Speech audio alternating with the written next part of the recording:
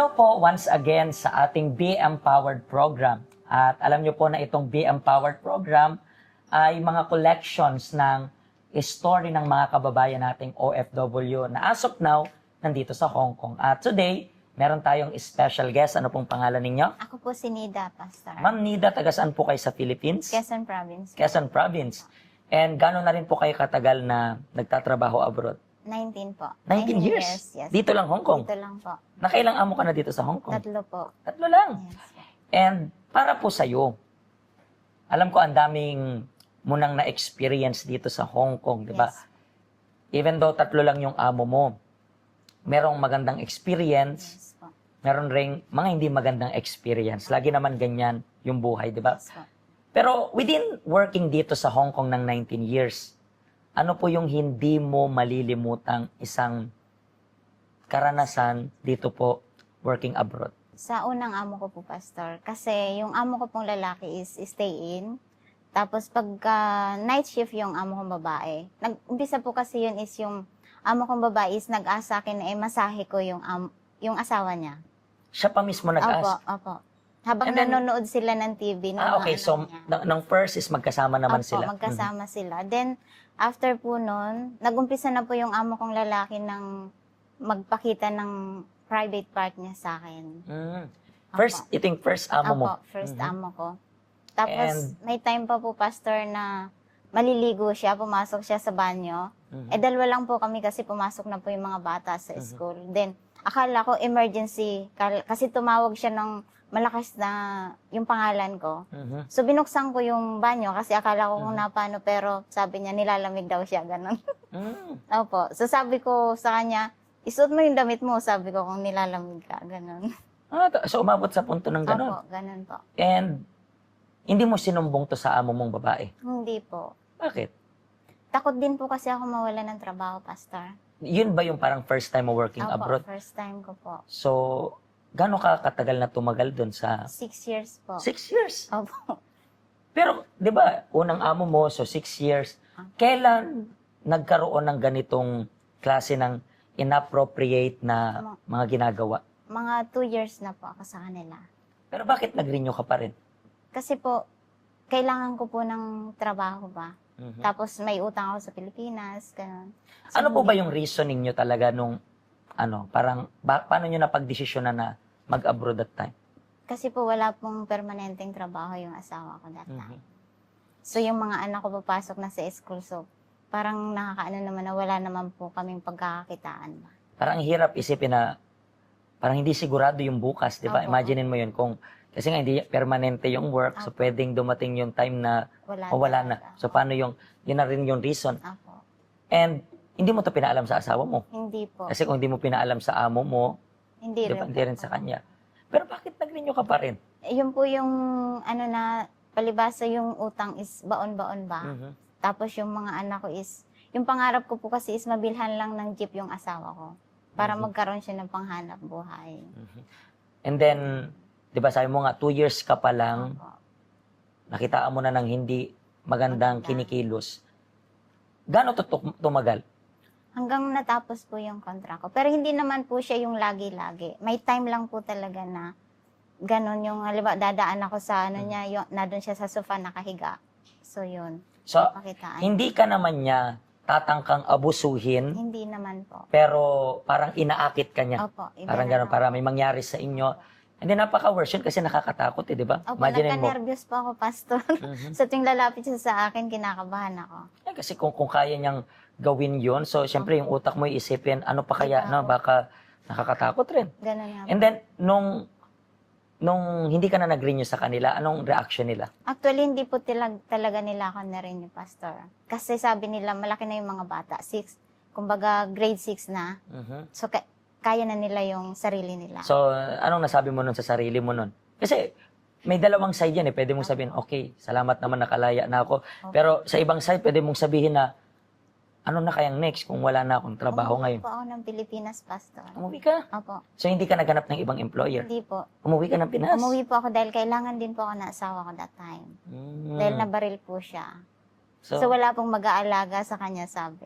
So gaano ka katagal na natenga sa Pilipinas? 10 months po. 10 months. Opo. And then yung naka-recover na siya, dun ka, Opo, nung naka-recover po siya, saka ko naman nalaman na may mga may babae siya, tapos may addiction siya. Yun po. so parang walang napundar talaga. Wala po talaga, Pastor. Doon po ako nagka-depression, Pastor. And then ano yung pinakamalalang part ng depression mo? Yung naisipan ko na magpakamatay, gano'n.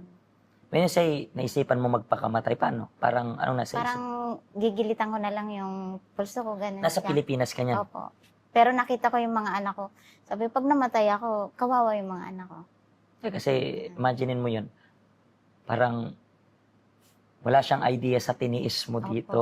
Opo nga. Tapos malalaman mo na lang na parang pinalanghiya niya yung lahat Opo. ng paghihirap mo. Ganun nga po, Pastor. Diba? Paano ka po napunta dito sa help center? Dahil po nung friend ko. May friend po ako na nag-a-attend na dito. Mhm. So, sabi ko sa kanya, saan ka nga nagsisimba? Sabi ko. Pero yung time na yan, depressed ka na niya. Depressed po ako nung bumalik po ako dito. So ikaw mismo yung nagtanong sa kanya, Opo. saan ka ba nagsisimba? Opo. Bakit yun yung tanong mo? Kasi kinukwento niya na po sa akin dati, pero hindi po Wala ako kang interes. interesado. Mhm. Pero ano yun, parang naisip mo na parang, wait lang, may kailangan akong gawin sa buhay ko. Opo. Ganon. Ganun. Parang may hinahanap yung sarili ko ba, na hindi ko mahanap. Nice, kasi thinking about that, may kita mo pa talaga kung na yung tao, Hmm. lagi tayong may hahanapin na parang may kulang. Opo, may kulang po. Diba ganun, parang pwedeng isipin mo na malungkot ka lang kaya parang may kulang, pero may mga tao rin na kumpleto pero parang may kulang. Parang may kulang. Opo. Kasi linika tayo ng Diyos na may kulang eh. Ganun. Para siya yung titira sa loob natin. Hmm. And then nung pumunta ka dito, how was your first experience? Magaan po sa pakiramdam, Pastor. Mhm. Parang merong nagbigay sa'yo ng kaginhawahan sa loob. Ganun po. Gano'n ka na po ba katagal dito sa help center natin? 12 years. 12 years na rin. Opo. Pero hindi po siya tuloy-tuloy. Tuloy-tuloy. talaga, Pastor. Mga ilang years yung time na parang, seryosohin ko na yung relationship ko sa Diyos. Actually, 3 years. 3 years pa lang. So parang, within this 12 yung Parang simbahan. 9 years, parang on and off. And then Opo. itong 3 years, talagang seryoso. Opo. Pero within this 12 or 3 years na pagpunta mo dito sa help center, kamusta ka na ngayon? Okay na po ako, Pastor. May peace na po ako sa loob ko. Kasi, kumbaga napatawad ko yung asawa ko. Kinalimutan ko lahat. Even though marami siyang ginawa sa akin, pero ngayon maayos na yung pagsasama namin, Pastor. No, kasi katulad ng sabi natin sa last program na yung kapatawaran, tayo yung makikinabang talaga. No? Opo. Na hindi yung tao na pinatawad natin. Pwedeng makinabang yung taong pinatawad natin kasi siguro nakukonsensya siya ng ginawa niya. Pero ang higit na makikinabang is laging tayo. Yun yung reason kaya interesting yung sinabi mo na may hinahanap kang kulang. Kasi alam niyo po na marami tayong kababayan na nanonood sa atin na merong pinagdadaanan. Siguro ikaw rin po, naisip mo na parang may kulang. Parang hinanap mo na sa lahat eh. Nakiparty ka na, inuman, galaan, hiking, pasyalan. Pero still, kapag gabi, parang may kulang. Alam niyo po ba kung bakit may kulang? Kasi sinadya yan ng Diyos. Sinadya ng Diyos para saan? Hanapin mo siya. I'm not talking about may kulang sa church. No. Wala ka rin naman makikitang perfectong simbahan. Ang gusto ko, malalim na relationship sa Panginoon at available to para sa inyo. Maraming salamat po sa pag-share ninyo ng wonderful experience ninyo. Pag sinabi kong wonderful, hindi yung naranasan mo, but yung wonderful experience ninyo after nyong makilala yung Diyos. Diba? Napaka-amazing. At kayo rin po, merong chance kayo na makilala yung Diyos. Not yung church, not yung religion, kundi yung Diyos mismo sa buhay mo. Bisitahin nyo lang po kami at lagi kaming nag-aantay para sa inyong lahat. Bukas po kami everyday. Makita-kita po tayo next time sa ating Be Empowered episode. Pagpalain po kayo ng Diyos.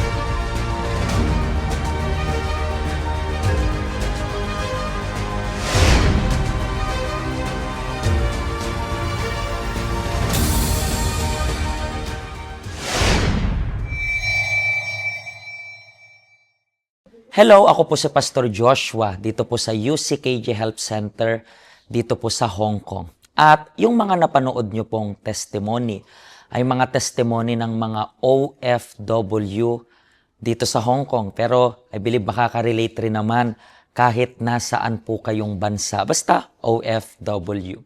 Ang health center po natin ay walang pinipiling religion. Base na rin po sa name, Health Center. Kung kailangan nyo po ng karagdagang information, nandito lang po sa baba lahat ng information na kailangan ninyo.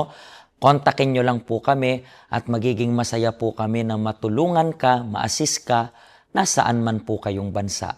Pagpalain po kayo ng Diyos.